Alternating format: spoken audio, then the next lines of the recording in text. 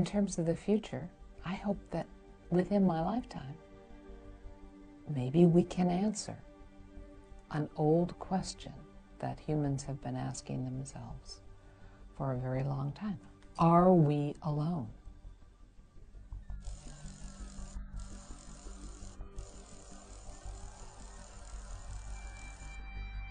It's a big question, and its answer is incredibly profound. We are either one of many, or we are singular. That's amazing. And that realization, if nothing else, should motivate us towards better stewardship of ourselves and this planet. Well, Seti is using the tools of the astronomer. We're using optical telescopes and radio telescopes.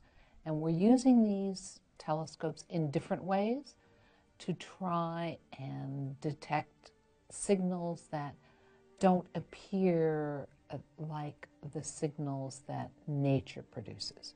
So they look artificially engineered.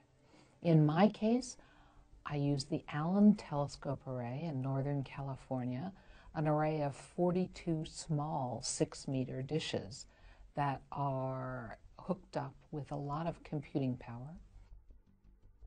What we can say is that for the past few decades, what we've learned about extremophiles, forms of life here on Earth that we never expected, that are able to thrive in the most extreme conditions, in boiling battery acid without sunlight, frozen in ice, or in the cooling tanks of nuclear reactors. Life is happy in all those extreme places. Maybe that means that the habitable real estate out there in the cosmos is a bit more expansive than we might have thought. So extremophiles have been game changers, and exoplanets have been game changers. Back in 1995, planets were a good theory, but we didn't know about any planets in orbit around a normal star. Now we know about thousands, and that's changed my game, because prior to this year, what I would do is look at targets, at directions where there were stars that I thought could be good hosts for habitable planets. But I didn't know there were planets there. Now I can point my telescope where there are planets.